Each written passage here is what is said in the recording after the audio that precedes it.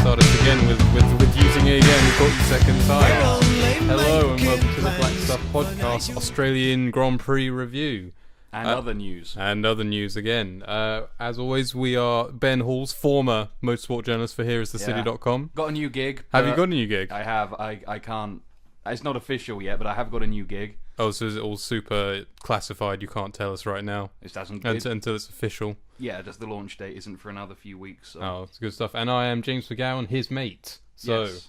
We're going to talk about the Australian Grand Prix and the furore surrounding it. Yeah. So if we go over a quick overview of the race. No, screw that. Knock, knock. Who's there? Teams who'll beat Mercedes. Teams who will beat Mercedes who? Who exactly? Ah, ha, ha. Very funny. I am very proud of that. that. The answer to that, of course, is absolutely no one this year. No, what we learned was Lewis Hamilton, Mercedes are going to be untouchable, it looks. There might be the odd track where a team can snipe them. But they're going to be untouchable, and Hamilton had Rosberg in check all day. At the moment, you'd have to think that it would take an engine failure or like pretty obscure circumstances for Mercedes to actually be pipped at all this season, if this race was anything to judge by. Yeah, there are some tracks where the car doesn't really matter, like Monaco, for example. Yeah, because then it is more down to the driver at Monaco. It's not even that. It's more down to how can you get a good, clean qualifying lap, and then can you keep everyone parked behind you? Because you've seen Mark Webber back 7 cars up and trundle his way to a victory there. This is true. But it's looking ominous. It's looking like one of those like Schumacher or Vettel seasons where Hamilton could win 16, 17 of the 19. Yeah. So if for any reason you hadn't actually seen the race or seen the results, you would have gathered that it was a Mercedes 1-2 Hamilton easily leading Rosberg to victory. Third place we had Sebastian Vettel with a very impressive performance in his first outing in a Ferrari. Yes, I almost respected him. It was painful. Yeah, I think we can almost be fans of Sebastian Vettel now. Is that okay now? He's not driving a Red Bull? I'm still new to it. I'm still tentative. Is it an odd feeling? Yeah, because I really disliked Red Bull, and I still really do. I mean, I can try and be impartial, but in my private time, I just sit at home and hate on them. And so seeing him, it wasn't an easy drive. You could see him actually driving, not piloting. It was good. Yeah, I think I could become a fan of Sebastian Vettel in the Ferrari. Now he's actually having to work for whatever he's got to do. Yeah. Perhaps that's a little bit too unfair. Fourth place, Felipe Massa in the Williams. Fairly solid drives from Felipe. Again, no major dramas with his performance. Could have had third if he knew how to overtake. Could have had third if he knew how to overtake. He could have gone past Ricciardo when Vettel undercut him, but instead he just sat behind him and lost a couple of seconds. Yeah, Felipe Nasr with an impressive 5th for Sauber in his debut Grand Prix. Highest ranking by Brazilian debutant ever, including, of course, Ayrton Senna. Yes, but did Ayrton Senna have the... Well, yeah, was he racing against 11 people by the end of the race? No. Daniel Ricciardo in 6th. I mean, we're going to have to do a segment on the Red Bull and the Renault engine later on in the podcast, but not very impressive from Red Bull, it has to be said. Hulkenberg 7th, Ericsson 8th in the other Sauber. He's a nice boy. Marcus Ericsson. I don't think he's going to wow us that much this season. No, but he saved a big skid, and he looks like you could take him home to your mum for tea. Saved a skid that he caused. I mean, yeah, but he saved himself from the situation he caused, and there's something remarkably capitalistic and Western about that. Yeah. So Carlos Sainz in 9th place. Several spins on the way. Yeah, would have been much lower if it wasn't for everyone else exploding. Yeah, I mean, it didn't really look like the Toro Rosso was miles behind the Red Bull, has to be said. No, they finished further enough behind, but I mean, there's got to be a gulf in quality between those two drivers. Sergio Perez in 10th and Jenson Button lapped twice. He was extending McLaren's testing. We'll talk about McLaren later, but he was just so excited to finish. He was just so excited to. I mean, he was trundling around listening to the Archers or something. But yeah, he would have had to. I mean, the only real racing he had to do was to make it a little bit more difficult for Perez as he tried to pass him. Well, it made Perez hit him and have a spin. Yeah. good old gents with that well-known aggressive wheel-to-wheel style of his. I can't imagine the team would have been too happy with him if he'd been in the car fighting for last place. Yeah, but he was fighting for last place. He was also fighting for a point. Place was the only one he didn't score a point. Exactly, and that was a McLaren. way slower than every other car and lapped twice by the Mercedes team. Yeah, I mean, obviously, it's too early to know like what the whole season's gonna do, and we can say, oh, Hamilton's gonna cakewalk it, but on a different track, Rosberg could still have his day. And look up last season, how often it went back and forth to the informed driver. Yeah. But Mercedes will be dominant. But Ferrari impressed me. Like, just in general, both the team and the engine they've built. I was very impressed with the Ferrari car, and I thought actually it was a shame that Kimi Räikkönen had to pit early and then subsequently had to retire. The pit stops. We'll talk about the pit stops. That two-stop strategy could have worked, or three-stop. Three-stop. Did he try and do? He stopped 3 times. Yeah, he tried for the three-stop, and then he broke down on the third stop. But that strategy could well have worked. It was just when he went in the first time, they had that big delay on the back left. And when he was in clear air, he was setting fastest laps of the race, never let alone fastest laps of everyone else besides Mercedes. So yeah, I've completely forgot that Kimi Räikkönen, who's been quoted as saying before, he never sets up a car for qualifying. He always sets up for the race. He has no intention of ever setting up a car for qualifying, and that's kind of in contrast, I think, to what Sebastian Vettel was doing at Red Bull, where qualifying was very important to the Red Bull because of their engine shortcomings. So they really they benefit a lot from being on the front row and being on pole, turning up their engine to full whack for the first few laps, getting a gap, and then being able to go out in clean air basically. Yeah, it's interesting seeing two world champions go about things so differently. Like in the same car. It's something we haven't seen since, the aggressive Hamilton and the slow and steady Button got together. Yeah. It'll be an interesting battle. I just really hope people don't, because those two will get compared, like, very aggressively throughout the season. Yes. I just hope no one looks at Saturday stats too much. See, it's true. Hamilton, Vettel. That's just wrong. Yeah, Vettel does prefer to set up a more qualifying-esque car, get up the grid, and then see what he can do. Whereas Raikkonen knows that he'd rather set up a car for the 60 laps on Sunday than one on Saturday. Yeah, the Ferrari engine looked a world of difference from last year. Yeah. Where I still maintain that Ferrari was possibly the worst engine, even worse than Renault's last year. But this year, it's looking very, very good. Yeah. They've beaten Williams quite handily with Vettel's performance. To be fair, Bottas wasn't on the grid, and Bottas is better than Massa. Yeah, so we'll get a better measure of those engines in Malaysia. Yeah, certainly. But they've certainly made big strides as opposed to Renault, who have not made big strides. But another a beneficiary of the Ferrari engine was Sauber, and after the weekend they've had, they had a mare. It was great. To finish 5th and 8th was a pretty great return for them. I mean, Felipe Nasr actually takes my driver of the day vote. I know perhaps not the most impressive performance, but just for getting that 5th place and ending Sauber's weekend on such a high note in his debut Grand Prix, especially after they didn't score last year. Yeah, so that's. I mean, did you have a driver of the day? I'd always say Hamilton, because I was watching Hamilton and Rosberg would chip away, get the gap down from like 3 to 1.5, 1.2.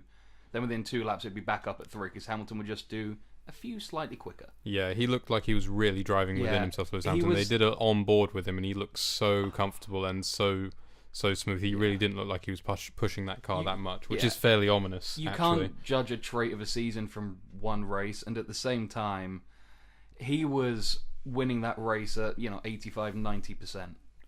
Yeah, and if that. And with the distance that Williams were behind the Mercedes, I mean, do you think that the Mercedes have come on leaps and bounds as well? I mean, in terms of their chassis and the rest of their package, not the engine notwithstanding. Yeah, I mean, because these cars because the rules are pretty set in stone until probably end of next season. These cars are more evolutions than, brand new designs. There is quite some carryover. It's why we could see end of last season teams like Lotus especially were testing parts for this season. Yeah.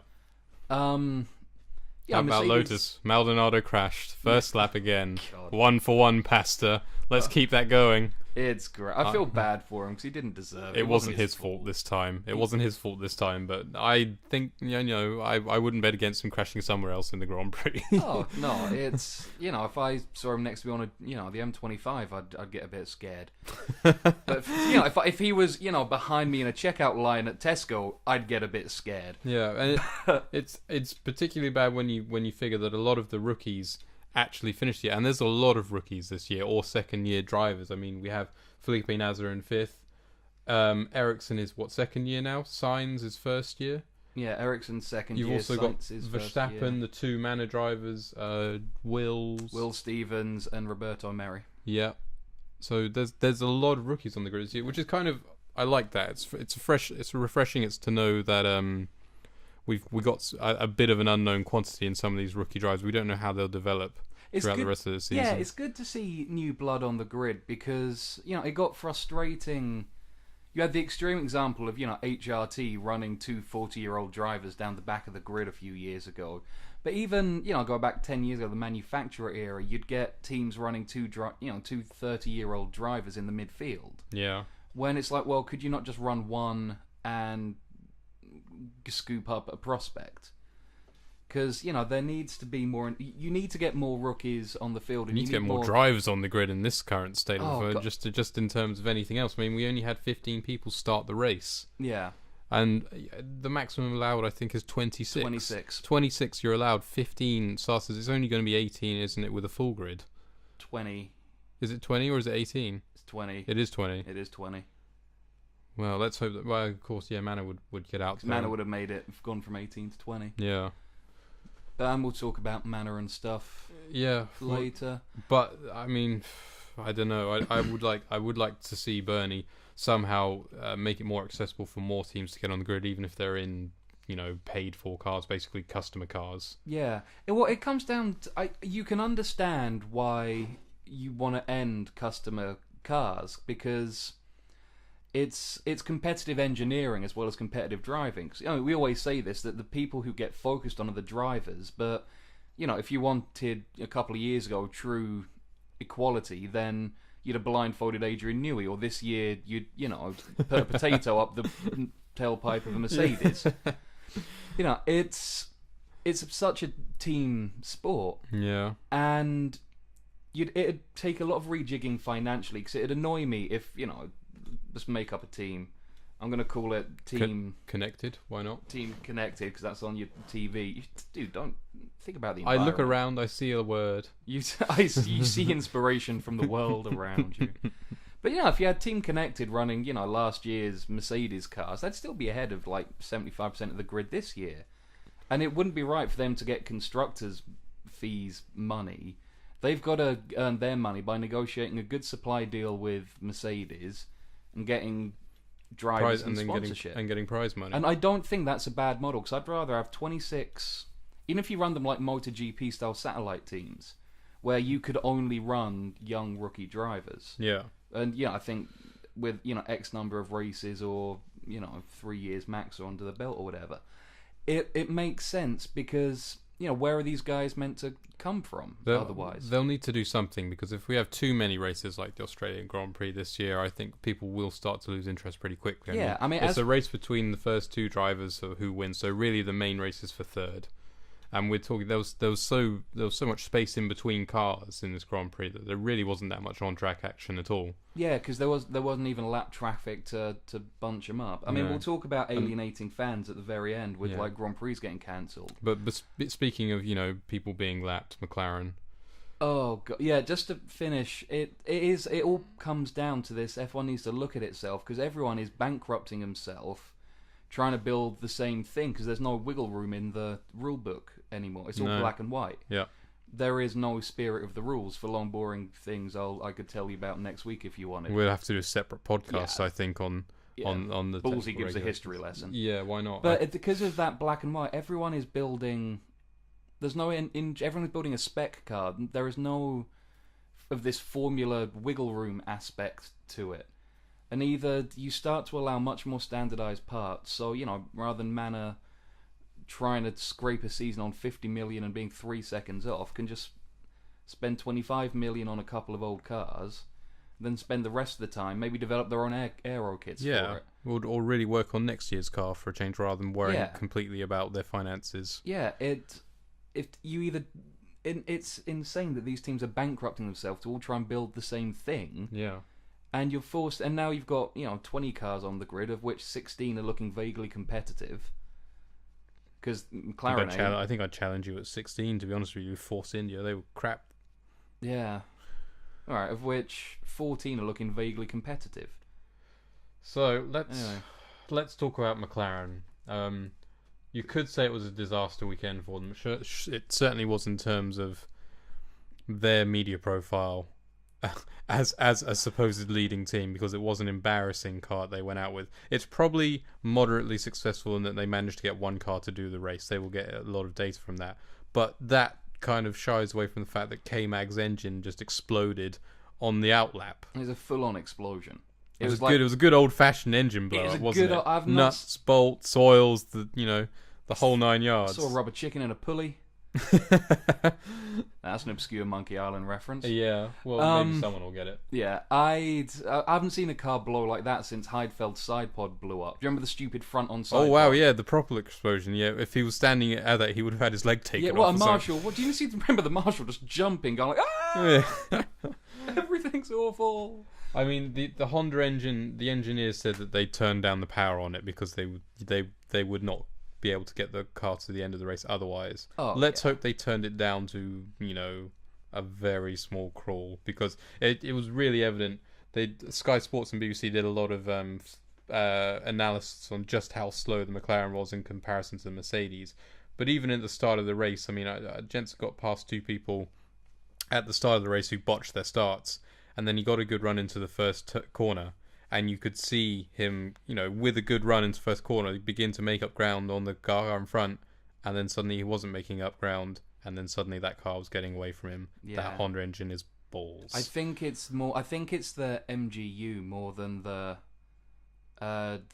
electronic recovery bit. Yeah. More than the internal combustion half. Well, see, I'd read differently. I'd read that basically that was the part that wasn't working, was the energy recovery system. That's where Mercedes was so much faster than everyone else, was the gains they were getting from the energy recovery system. Yeah, but no, because there are also some rumours that like Kevin Magnussen's off, and even maybe Alonso's crash was caused by the MGU doing something weird and screwing up the rear axle. And by MG you mean? I mean, I do mean the energy recovery. Right, okay. Aspect. I'm not the technical half of this podcast, McGowan. I expect you to correct me on these things.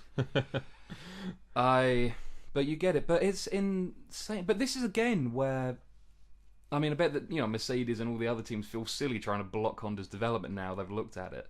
Yeah. But it's where the development looks crazy because Audi, because in World Endurance you don't really have all this development freeze stuff with engines because they are always looking for efficiency. It's the opposite. Yeah. It's like, we'll handicap you, but we'll give you a pat on the back and say well done. Mm-hmm.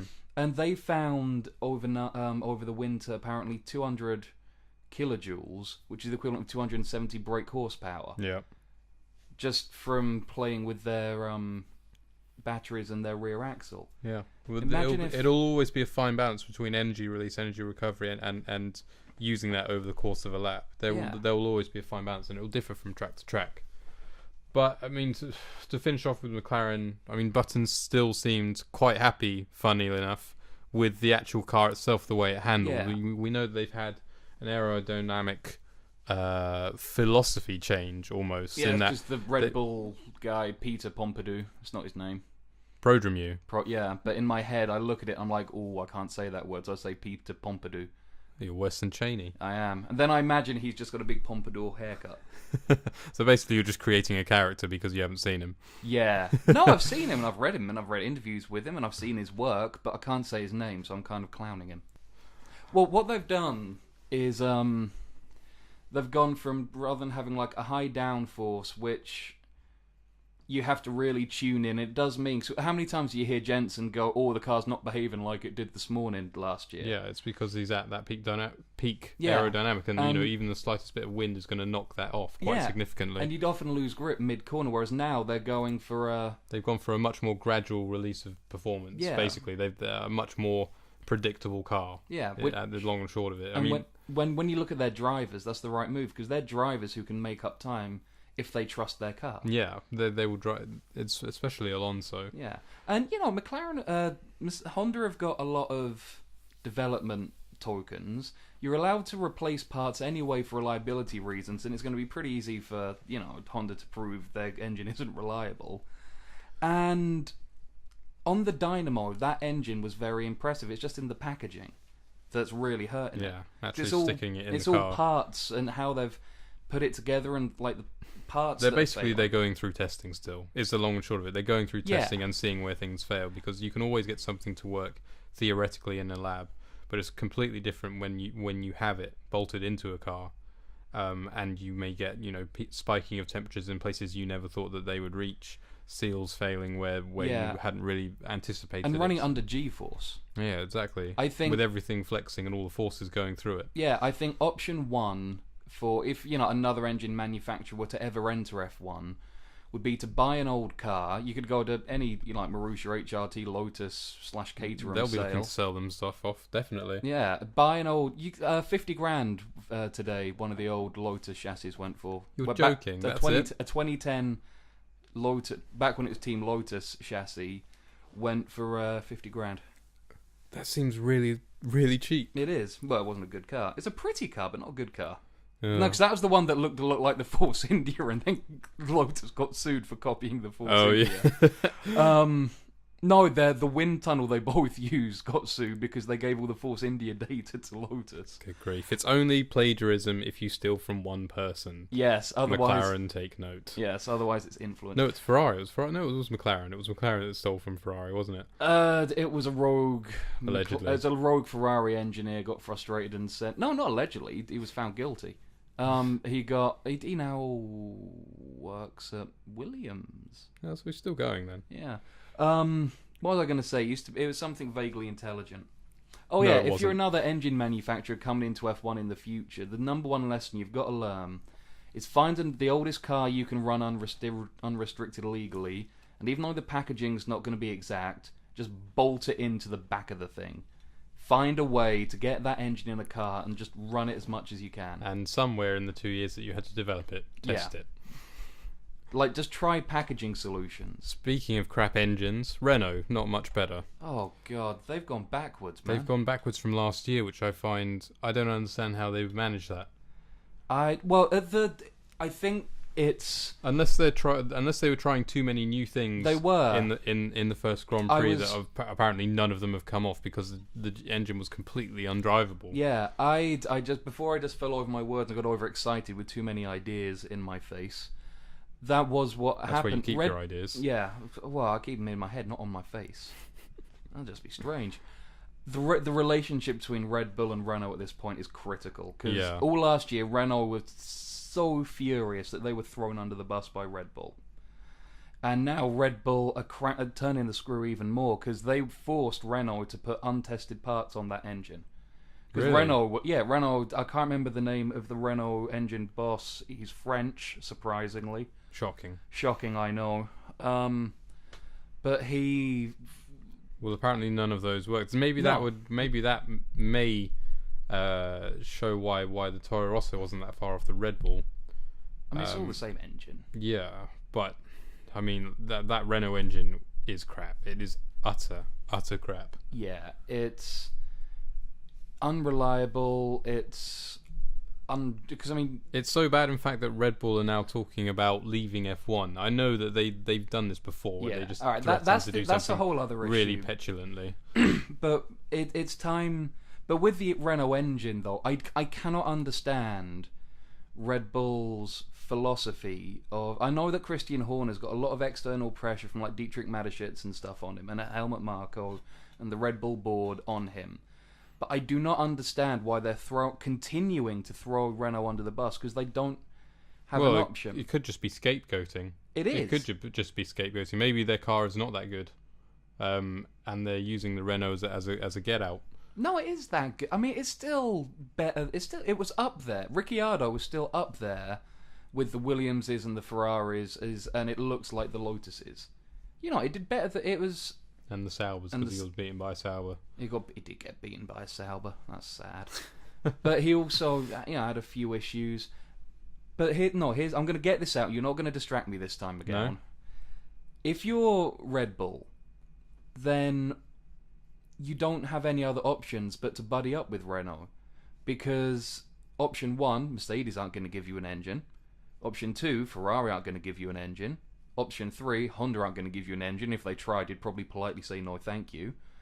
And, to be honest, option 4, there has been some very minor, entirely rumour-based, I would literally eat a live frog if it happened, rumour that Renault might break their contract with Red Bull, buy Toro Rosso, and go back into business for themselves as a constructor, and not give Red Bull an engine. Or you build your own engine, and look at what Honda have had with 2 years testing. They're now 5 seconds off, about 4 of which is the engine. So I don't understand why they're doing any strategy apart from giving Renault a little cuddle, saying the past is the past, I'll treat you right this time, babe, lightly cupping them, and then just trying to move forward and move on, Can I talk again now? Yes. I just needed to get that rant over. With that reference to cupping. Oh, lightly cupping. I mean... You can't see, dear listener. No, pretty much. Alternatively, are F1 forcing Red Bull out? Yeah, this is more my theory. Red Bull are in F1 to sell fizzy drinks. Yes. I'm not talking about the Milton Keynes-based racing team. I'm not talking about Newey and Horner and Ricciardo. And talking about the backers. All that. I'm talking about the money in that team is there to sell fizzy drinks. And if that team That means getting them on TV, getting them on podiums, showing them winning, showing them that Red Bull philosophy is key. And if that team goes the way of, Williams up until a couple of years ago, or McLaren this year, or, Ferrari of the last few years, you got to wonder, are they going to hang around? Well, an irrelevant Red Bull team in Formula 1 is a pointless to Red Bull. Yeah. Unless they're winning, or unless they're right up there, there's really no sense in them being it, because they're not going to sell anything if they're just as a two-bit team. Yeah, and because being beaten by Sauber. Yeah, and I mean, because that, the same way that there's the running joke of, Enfield F1 has outlived everything, which Enfield F1 currently the Lotus team, previously the Renault team, previously the Benetton team, previously something else I can't remember. Sort of like Audi keep being rumoured to come in and buy I would like to see another big manufacturer come back. You would? Well, because the Audi rumours are all because of... There's two reasons. There's Audi hired Stefano Domenicali. Oh, was it Domenicali or... Yeah, no, it was... you're talking about the guy with the glasses that got fired last year? Yeah, but I just had a sudden blip of was it him or the old Ferrari president. But no, it was Domenicali. And he doesn't know, because he is a Ferrari product. He grew up in accounts and ran divisions of. The only motor racing he knows. No, he worked 1 year in head office. Then he got into logistics in the F1 team and worked his way up to team principal. Really impressive guy, actually. They hired him apparently not to work on their Le Mans team, but to look into an F1 bid. And Porsche and Audi are of course both owned by the same company. And Audi. No, VW, sorry. Yeah, VW. And apparently VW don't want Porsche and Audi competing against each other. And they kind of introduced Porsche now to get them built up in World Endurance. So then when the current rule cycle ends, they can withdraw Audi and or withdraw the factory backing for Team Joest and just have Porsche as their main competitor. That would be a shame. It would be a complete... It's still hurt. Imagine if Peugeot was still there now. Oh, I wish they were. You could have had Audi, Peugeot, Nissan, Porsche, and then Rebellion Racing. I'm Nick Heidfeld in a Rebellion. I think it would be great if you had all the big car manufacturers in F1 all producing teams. But with financial backing and... But there's so much more technology, trickle-down technology available in World Endurance. But the other thing... Now we're getting back to topic. Yeah. Is F1 isn't being friendly to Red Bull, because is like plans and ironically something else run by Stefano Domenicali because he's the single-seater commissioner for the FIA. So Right. over from Gerhard Berger. He's been finally sanctioned to restart Formula 2. Really? Yes. When? This week. It was at the World's Motorsport Council meeting in January and it got signed off this week. He's going to restart, or the FIA are going to restart Formula 2. I missed that completely. Don't worry, you'll catch up. And now this is where it gets a little bit tinfoil hat time. Okay? Oh no. Do you have a tinfoil hat? Let me see. I mean, you got some beer I cans. have a beer can. I You could could put just one of kind those on my head smash and that play the over your dance. head and it Yeah. might do something to protect you from what I'm about to say. Alright, here we go. I'm braced. So, I don't know if you know this, but GP2 and GP3 feeder series were owned by Flavio Briatore and Bernie. They're now owned by Bernie and CVC and Flavio's frontman. Okay? Yeah. So, GP2 isn't owned by the FIA. It's sanctioned by, but isn't run by the FIA. It's run by Formula One management.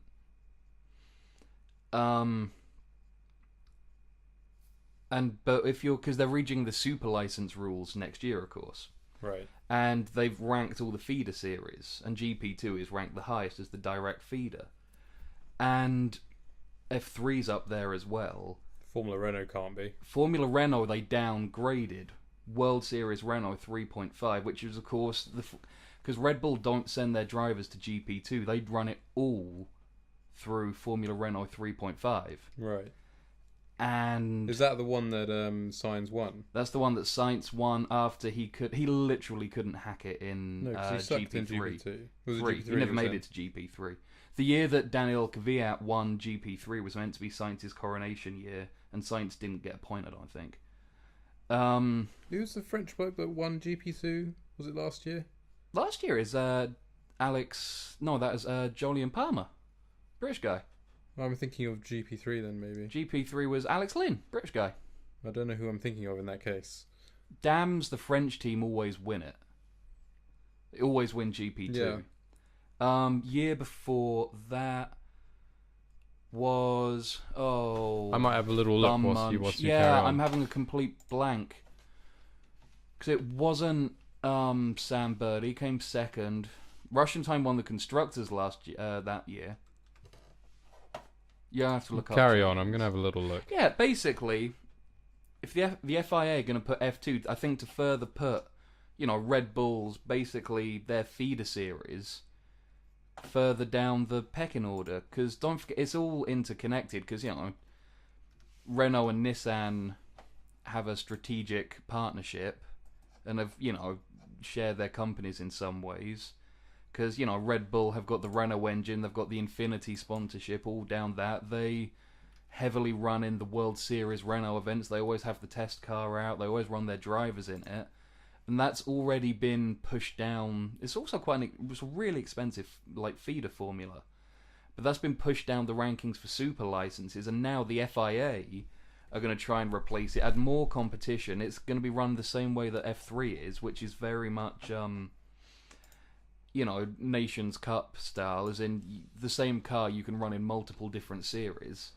So, you could run the full European series, or you could run, the British series or the German series and just go to, the big all-encompassing meets. At least that's my understanding of it. Yeah. And if the FIA then give F2 the full GP2 style feeder ranking points, then they're going to cut Red Bull off at the bottom by taking out their feeder series and their big advertising there. And so that's what, F1 isn't being kind to Red Bull. I think Red Bull, after winning 4 titles, expected the kind of support that Mercedes get for their, all their years of engine manufacturing, or the support that Williams and Ferrari get as legacy teams. And I think they're really finding out that life is not fair. Life is not fair. Life doesn't always treat you the way you want. No, do you know who your Frenchman is yet? No, I've no idea. Just look at a list of GP2 champions. It'll be one of them. Apparently, I'm talking utter abject bollocks. I mean, the only French drivers I can think of who it could be would be Arthur Pic, Charles Pic, or Jules Bianchi. No, Esteban Ocon did I think that is who I'm quite thinking well of. in World Series. In my head, it's someone who beat a person who's got a Formula One drive this year. Someone who beat a person who's got a Formula One drive this year. Yeah, last year they came first in maybe a different series. I'm trying to think. I mean, don't know. Jolyon Palmer came first in the series. It's not GP2 or GP3, but anyway, let's Anyway. move on from that. Did you notice in Australia, talking about backup and reserve drivers and stuff, in every session, Carmen Jorda got shown at least once looking fabulous full in Lotus sponsorship. I mean, as long as she's not actually pushing out someone out the car, I'm okay with that. Because I quite fancy her. She does the... But First of all, don't be like that. She should not be anywhere near where she should not be a test driver. But she's taking opportunities away because she's doing simulator work and she might do straight line testing for him. I don't know. And it's hopeless tokenism because she's not going to give much to that role. Did not qualify for a GP3 race once for being too slow. And she has a contract. She has a contract. I can't be bothered to harp on about Carmen Jordan because it's just. And we've played into Lotus's game because we've mentioned her. It's in poor taste. It is in poor taste. Let's talk about someone else. Sauber, why not? They've had a hell of a weekend. That's in some very, very poor taste there. They've had an unbelievably stressful weekend, I would imagine, for Manisha Kaltenborn. Egg on our faces because we were singing her praises in the pre-season podcast. Oh, yeah. I said if I had my dream Formula One team... It's alright, no one listened to that far into the first podcast, so they won't realise that we were actually singing Manisha's praises. Yeah, I'd have her as my team principal. The only thing I can think is that she thought she would be able to pay Van der Garde off and still be quids in with the money that she had from the other two drivers. Or she thought she had a clause.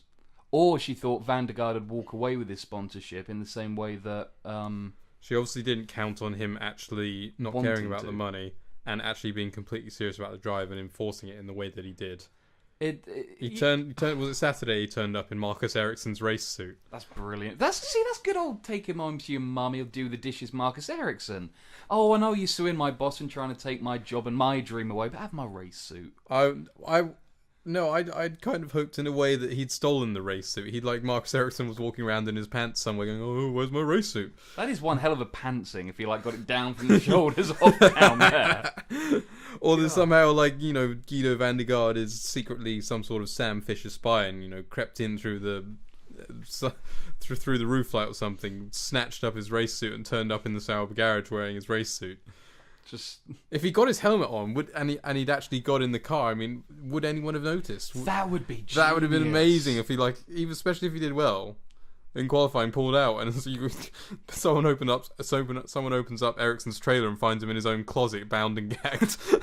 Guido van der Garde's pre-season testing was perfecting his Scandinavian accent. Oh god, no, it's. Well, they ended a fast school weekend on a high note, and now at the date we're recording now, they've actually settled with Van der Garde, and he will not be racing this year. And he's given up on his dream. He says he's given up on his dream of coming in F1. I mean, to be honest, he's given up his dream of having vigorous battles over 19th place. Yes, I mean, to be honest, Guido, you were never going to get there unless you got paid, and other people have got more money and more talent. So. Oh, a lot more talent. I mean, I completely understand him wanting to fight his corner and to keep his drive. I mean, what else is he going to do? He's not going to get another chance at this. But he's... And he was in the right. He had a contract to drive. Oh, yeah, he was completely in the right. He was perfectly in the right, and Sauber did, shaft him. But he must have known deep down that there was not a snowdrop in hell's chance that Manisha was ever going to put him in a car. Because if she puts him in a car, then she's got 2 lawsuits. Well, and how can you expect the team to give, your all to someone who's suing them? Because he was person non gratis at Sauber. He was he spent most of the weekend until he nicked Marcus Ericsson's overalls. Yeah. He was sat in the FIA office, waiting on his super license because nowhere would have him. Yeah. He had to get his mate to go and get him a pit pass. It was fast. It's really interesting as a fan.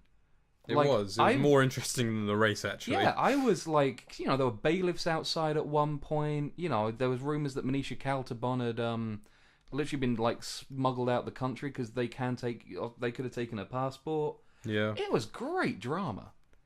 And Sauber got a lot of flack on social media, especially their Facebook page about... And it's a shame because I like Sauber a lot. It is, because Sauber are one of those last teams who do it for the love of the game. Yeah. And who you still got Peter Sauber as the figurehead, although he's not running day to day anymore because Kaltenborn is. they do it. They've never won a race ever. No, they've got podiums though. Yeah, I'm sure Perez picked up a he podium. did. But I think that's like they've never won. They've been in it since like 1985 or something. And But judging from this weekend, they may be able to do something this season. So I really hope that they can push on from here and get some good results. yeah, And put this behind them. well, it's not because Sutil apparently. Because apparently Sutil had a contract. Apparently they had 5 at one point. Good. They had Esteban Gutierrez, who took his Telmex money to Ferrari. They had to be, the 4th driver there behind Jean-Eric Verne. Yeah. Because Jean-Eric Verne's the display and the test driver. Oh, I didn't realise he got that role. Yeah. I think maybe because Jean-Eric Verne also drives in Formula E, so they might just use Gutierrez when Verne's off doing Formula E things. And also just accept his Telmex money from Carlos Slim. Of course. But no, they had Gutierrez, Nazar and Ericsson, obviously. Van der Garden. Sutil thinks he's got a contract. And Sutil apparently has seen what's happened to Van der Garden. He might wait for his day in court. And it will... I mean, obviously it will be a settlement at the same time, but like Guido van der Garde, if he got in the car, he must be sick that he couldn't get into the car this year, because it looks like that they may be able to pick up some positive results. Whether Guido van der Garde could or not, remains an unknown quantity. But we're being hard on Guido van der Garde, because he's unspick. But he's also been buying test drive roles since literally 2007, I think was his first one. So the smallest violin in the world can play for him. Yeah, he's spent so much. He's one of those drivers who you look at him and you're like, with the money he's got to invest and with his skill level, he could... Well, not with his skill level, because everyone has their own niche in motorsports, but with the money he's got to invest in his career... Look at Anthony Davidson coming back into and going and winning the endurance championship. He went to endurance race and was like, I'm really good at this. Yeah. He's a world champion endurance race, and I saw him actually at Goodwood this morning. Did you? He was in because he drove the 2013 Mercedes around the track in the handicap race. Has he actually got any repercussions from his injury at Le Mans where he did his back end? He's fine. Yeah, he's fine. Might be sort of poop or something. I don't know. I haven't asked him. I don't know him, so I can't ask him. Anthony, if you're listening to this podcast, tell us your fecal. Tell us your toilets. You cry troubles. when you poop, ant. But no, Guido, it is sad, but he could have gone to IndyCar and forged a career there. He could have gone to GTs. He could probably make a decent living on the GT Pro-Am scene. He could have gone to the Blanchimont endurance thing. He could have gone to, Formula Nippon. He could have gone anywhere and done anything. Could have raced GTs. He probably could have got an LMP1 drive. Maybe not with one of the top manufacturers, but definitely with Rebellion. People end up in weird places. I mean, we saw Bruno Senna. What was he driving? Was he driving an Aston Martin? He's a works driver for the Gulf Aston Martin team. Yeah, which is a pretty far cry from his. Cause what was Buemi driving? Buemi drives for. And Bruno Senna's got some money behind him as well. Buemi, Audi, no. Toyota. He wasn't a Toyota. Buemi drove for Toyota because he won the championship with Anthony Davidson. There we go. I got there in the end, man. There's learned motorsport fans absolutely just grinding their teeth at my ignorance here, but that's okay. Tell us how angry you are. Yeah. At him. I'm a sensitive little flower. Yes. All right. Let's get back on point. Finishing up on Sauber. Yes. I hope they can push on from here. I hope they'd see this as a blip, and it's a cruel indictment of what they had to do to survive last year. Yes. Because last year was their lowest ebb. Yes. And I think if they'd have... Thanks in no doubt to the Ferrari engine. Yeah, and I think if they had a Renault engine this year... They would be at the back. You might get to the sad point of, do they there'd be whispers of, are they going to bother to finish the season? Yeah. It's... But there always is with the independent teams. Yeah, because they can't run it bankrupt. They can't bankrupt themselves. Hey, speaking of bankruptcy and independent teams, I'm going to do a segue this time. Oh, right. Manor. Does that mean I have to talk knowledgeably? Yeah. So, what's up with Manor? Why didn't they run? They didn't run because they haven't got a car ready because they had two cars that work fine.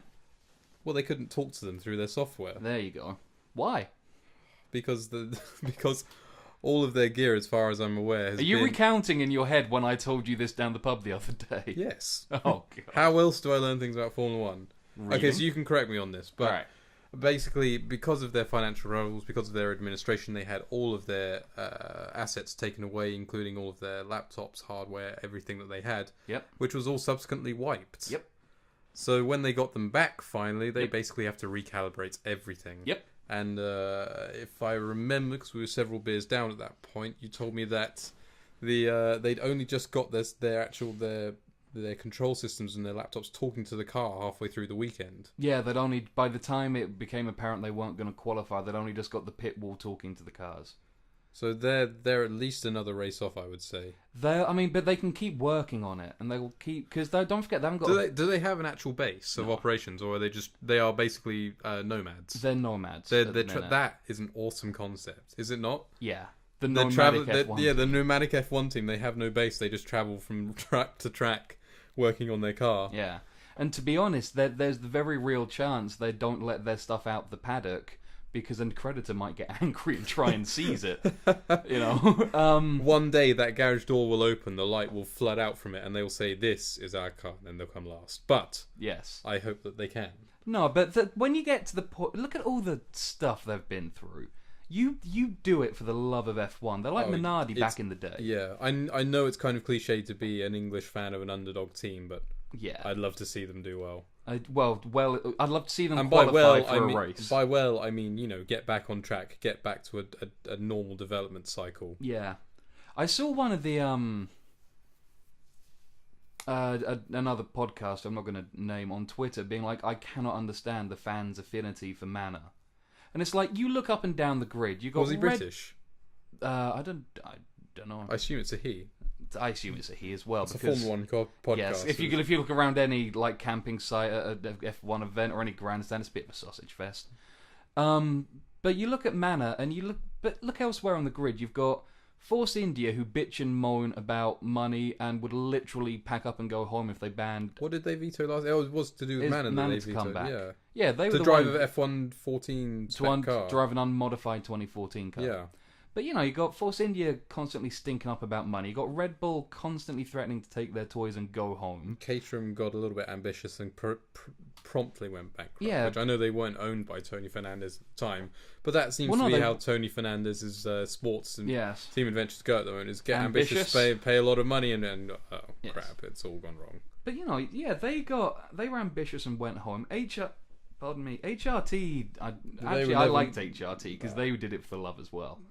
But they were never more than a running joke, though. I mean, Nurian Karthikeyan was never more than a menace on the road. No, he got laughed out of an IndyCar garage once. Why? He went to an Indy because he was thinking about buying an IndyCar drive. Has he got that much money behind him? Obviously so. Well, the financial model's different in IndyCar. It is because that's customer cars, isn't it? Yeah, because it's all single make or two makes now. But it's more like you think of IndyCar and NASCAR more like a poker tournament, right? Is in you high up and you buy in, you get your chips. You buy in, you get your chips. You try and get a high enough cash to pay your expenses. Yeah. Yeah, and he went in to talk about, I can't remember which team it was, to go on a car, and apparently the mechanics laughed him out the garage. Or at least that's a story I've read a couple of people do. But you look at all these other teams who, bitch and moan and tit about and politic and da-da-da, and you got Manor who are just so excited to be there. They do it because they love it and because it's what they do. They're not a tech. They're like Williams before Williams also became a tech company. Yeah. Because Frank Williams had the great line in the 2009 when they were talking about teams about splitting off. Because he broke rank and signed on with his old mate Bernie. Of course. To stay in F1. And someone asked him the next race. He got suspended from what was FOTA at the time, the Formula One Teams Association. Someone asked him at the time, why did you do it? And he went, Williams a Formula One team. We go Formula One racing. That was it. That passion was there. Yeah. And admittedly, I think Bernie gave him some money. But no. It's not. Allegedly. It's not bribery. It's the Concord Agreement. Allegedly. Okay? No, Bernie. I think allegedly is going to be a key word for us in these podcasts. Yes. But Manor do it for the love, and they've got Will Stevens who bought that other seat alongside Kobayashi in Abu Dhabi last year for Caterham and looked like a startled fox for most of it, but seemed happy enough. But seemed, decent enough. And Roberto Merri, who's done a fair bit of testing for other teams, he looks pretty handy. Yeah? Like, he looks like he's got to be careful not to be another one of these he looks handy drivers who gets their career trashed by being down the end. Like Lucas Di Grassi, D'Ambrosio, Charles Pic. They're all handy drivers. Yeah, D'Ambrosio wasn't that bad. Don't forget, Lucas Di Grassi spent a lot of his junior formula beating, Hamilton, Vettel et al. And then he did such a that car was so poor when he was there in 2010. It took him like 18 months to get another drive anywhere. And now he drives for Audi at Le Mans. So it's, oh well. I guess I'll join the most successful sports car program of the modern era. Whoops. But, I have to say, on sheer fun of it, I think I'd rather be a Le Mans driver than a Formula 1 driver. On everything else notwithstanding, just the racing aspect of it, the endurance racing aspect of it. I think endurance racing is a fantastic sport. Yeah, I think we shouldn't really say that on a Formula 1 podcast. But that's what everyone's looking at these days.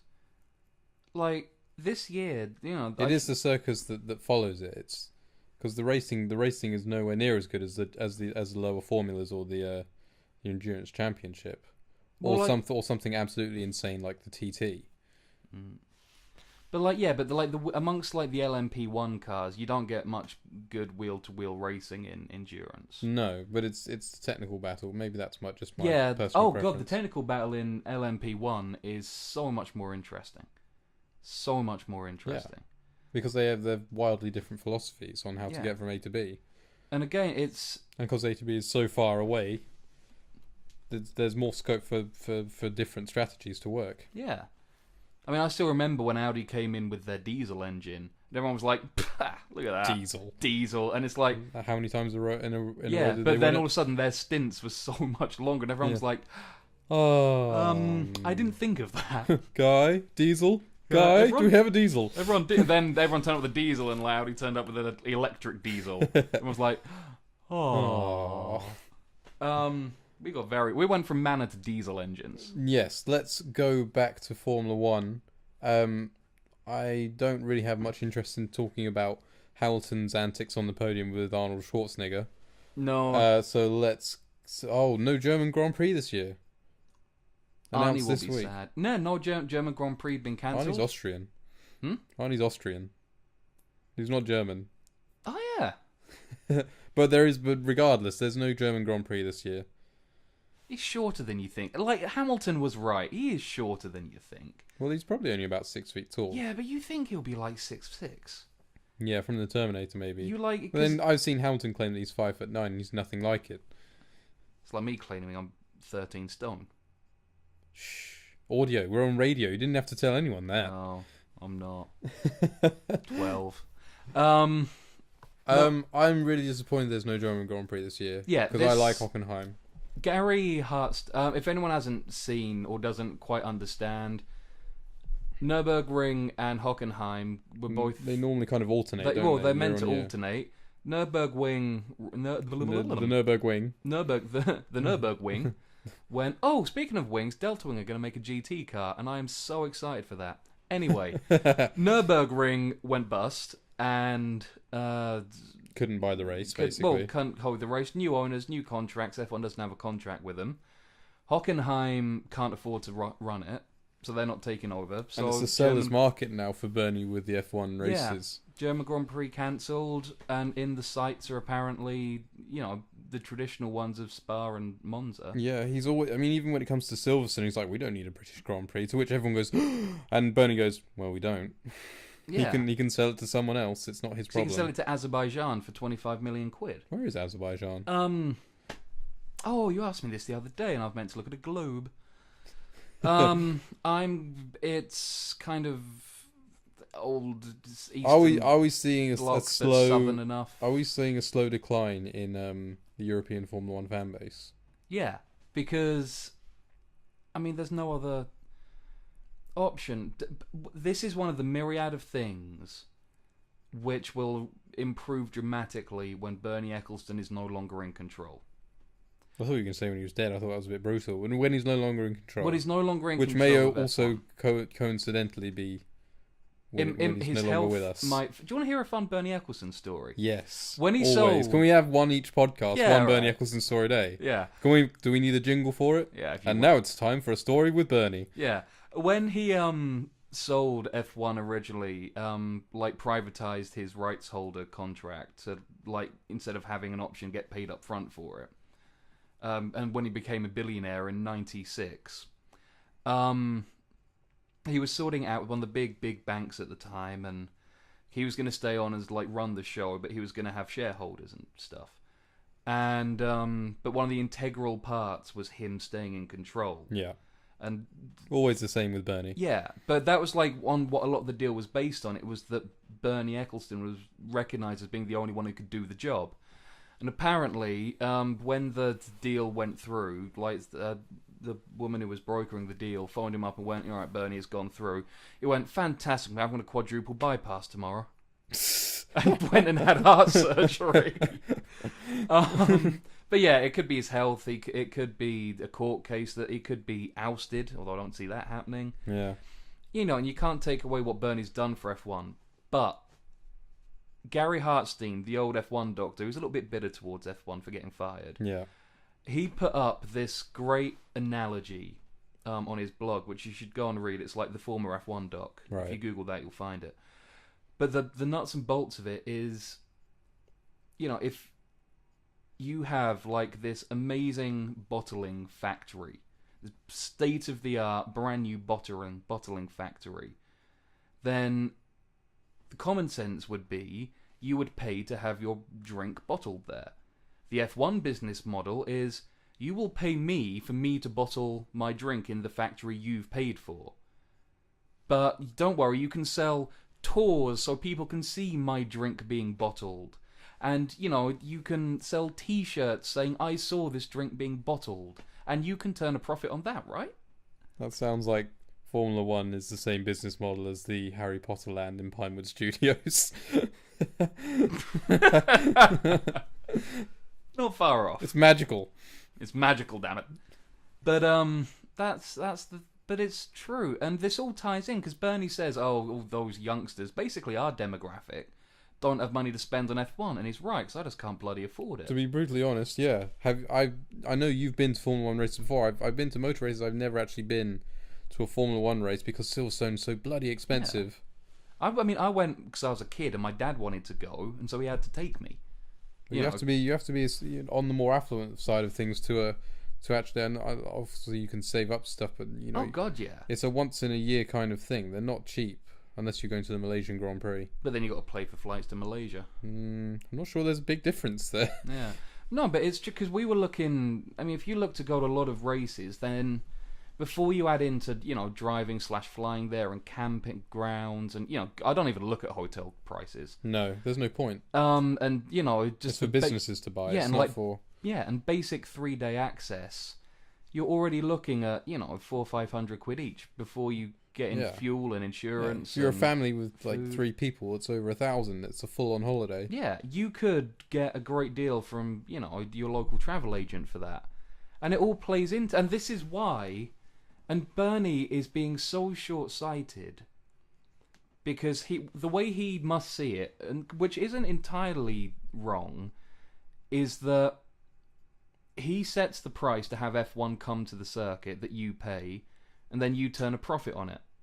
Or you try and turn a profit on it with, like, you know, government backing, private sponsorship. Don't forget, they don't sell any of the trackside awnings or anything. That all goes to F1's pocket. Yeah. They don't sell hospitality. That all goes to the Paddock Club, which is, of course, owned by F1. Yeah. All of that. It's still, you try and turn a profit on it, and we'll come back. Oh, and the price of the market is, you know, we go to Azerbaijan for 20 million, go to Abu Dhabi for 30 million, and get all of that there. But then which is pocket change out there to some people. Which then it prices.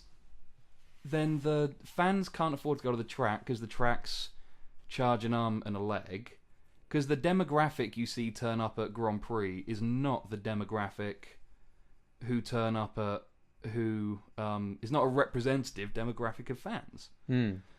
You know, Ooh, pardon me. That was a chickeny burp.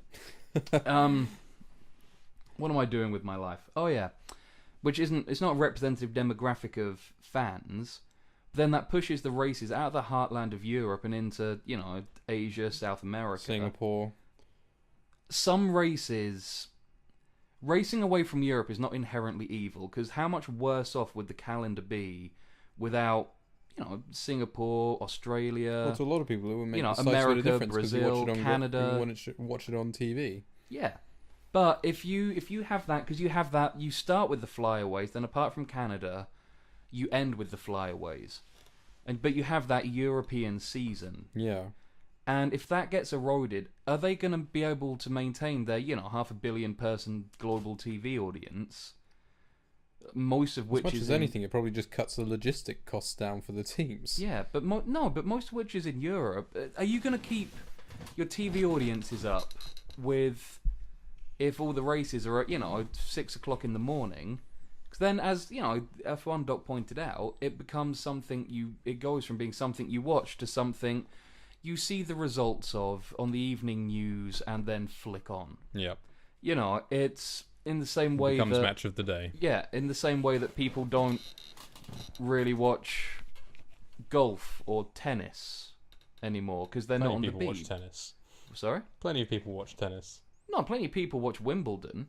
You look at the amount of people who watch Wimbledon, which is on the Beeb, which is available for everyone at a normal time of day, compared to the number of people who watch the US Open. Yeah, that's just which national is on pride. That's a national thing, though. All right, you look at. I get what you're saying, though. You force it becomes a cyclical. The fans can't afford to go because the tracks charge so much, because Bernie charges so much. And Bernie charges so much because there are people outside of Europe that will pay so much. And F1 isn't immune to legacy because Monaco pays nothing. And Ferrari, even Williams in their dark days, in their Concorde agreement, they got a significant... I can't remember the exact figure, but they got a significant bung every year just to be on the grid because their name adds value. F1 is not immune to history. Yeah. And how it can sacrifice... it made Silverstone completely bankrupt itself to remodel. How it can sacrifice, Germany... France has been on the grid for how long? The FIA is French. International Motorsport is run from France. France doesn't have a race. And then do you think it's a coincidence that, Peugeot and Renault start pulling out of motorsport? No, that's very true. It's food for thought. It's food for thought. And with that... I'm still angry. Are you stopping me? I am stopping you because we've just run over an hour. We're going to leave it. We'll cut up. We'll definitely do a history of Formula 1 podcast edition with you as well. God, summer holiday for that.